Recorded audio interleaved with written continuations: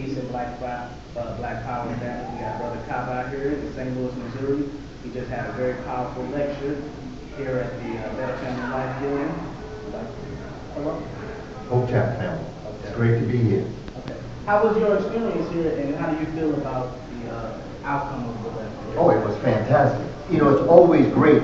You know, St. Louis has always been a place I've enjoyed coming for a lot of different reasons. The hospitality, just the way in which the community receives me, the conversations that we have. It's just, I feel that the mission is accomplished as it relates to just the fellowship that I'm really reaching for. I don't visit places to teach. I visit places to have experiences. And I hope that, I know that I do, and I hope that those that I come in contact with also leave with something that they can now add to their life. It's more than just a conversation. And whenever I come to St. Louis, it's always like this. I just really enjoy it. I really do.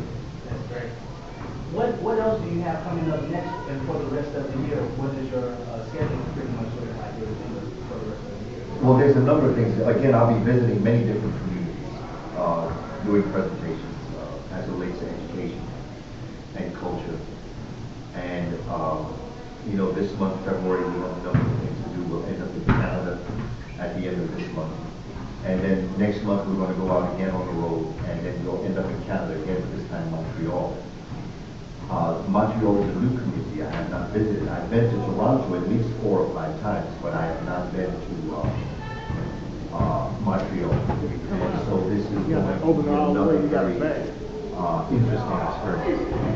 But I think, and again, I will probably be leaving out and going to various places throughout the next couple of weeks doing presentations. But the main thing I think that I'm looking forward to is the coming of Even Colors Free, the rules of racism. And the other thing I'm looking for is that I had been invited to California like around August, and when I went there was a brother who was producing a documentary called Secrets to Ballin', and Brother Kenyatta.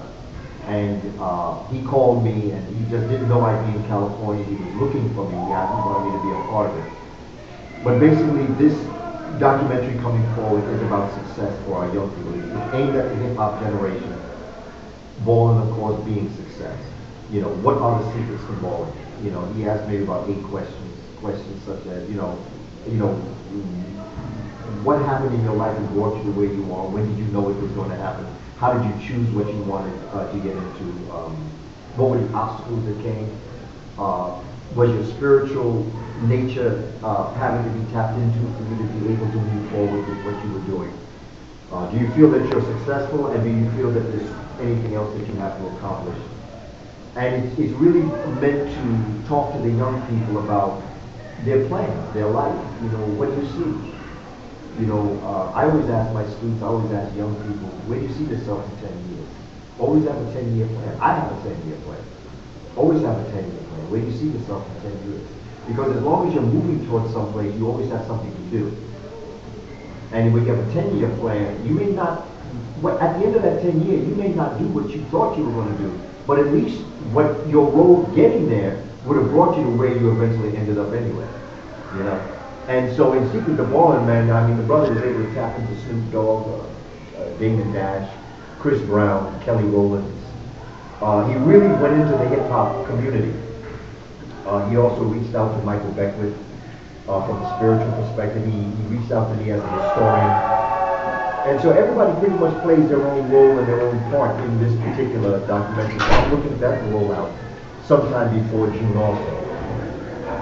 So those are 2 big things, I think, in terms of documentaries that are coming.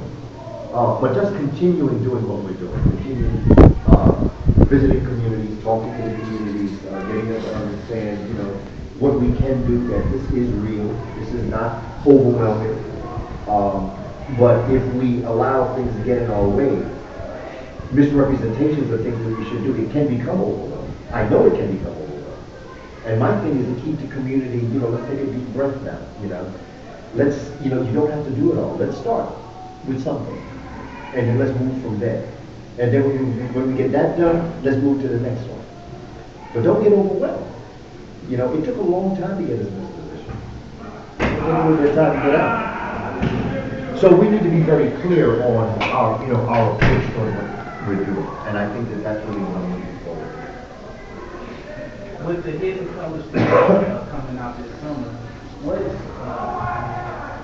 what's different about the Hidden Colors tree, and what is it going to expose to us that the other 1 and 2 Hidden Colors didn't expose to us? Well, one was about they gave the history of black folks. The second one was about melanin. It was the triumph of melanin. This title is called The Rules of Racism, where this is a group of folk of African descent. I mean, we're talking about Paul Mooney, Dick Gregory, Nas, and David Banner, Francis Cress Welsing, Dr. Umar Johnson, Dr. Phil Valentine's sister, Dr. Joy DeGree, who wrote the book Post-Traumatic Slave Disorder, myself. And there were also others, but I was not privy to know all of them, but they're all within the realm of being able to discuss in a very serious way racism. See, because my thing was, which was interesting, because the first question was, what is racism to you? And I said, it doesn't exist. See, I believe what Amy Fuller says is absolutely correct. It is not racism. Because to consider racism, you have to consider there's more than one race.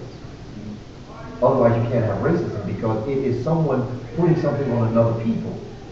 And so you have to have two races. There is only one race. So there is no such thing as racism. It's white supremacy that's the problem. So that it's important that we realize this, because even light complexion people of African descent have a certain advantage in this society as it relates to the complexion of their skin. Whether or not they choose to do that or they want that is a whole other case. But I grew up in a family of people who were very light complexion. I remember stories that were told about things that they could do that some of their more melanated friends couldn't do. My mother used to tell me about clubs that she grew up in Boston, clubs that she could go into, but then her more melanated friends couldn't go in. You know, I mean, when you look at Hollywood and you look at people such as Lena Horne and others who were light complexion compared to the other ones, there were opportunities given to them. Not that they wanted it, not that they abused it, but the fact is that complexion has a lot to do with what happens in our society. And so, you know, the concept of what we're looking at now demands that we start to discuss this as a family and have a very serious conversation. And stop playing around with trying to, you know, not hurt people's feelings. I'm not trying to hurt nobody's feelings, but you just got to break it down for what it is. And stop playing games with the conversation on that.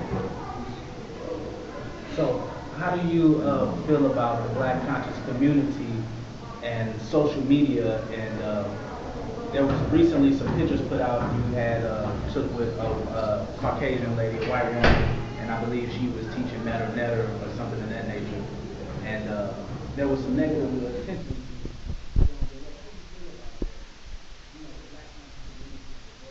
that goes along with that. Well, you know, brother, I don't know if the conscious community is negative, because to be conscious is such a level of thinking. You don't do certain things, so you're not conscious.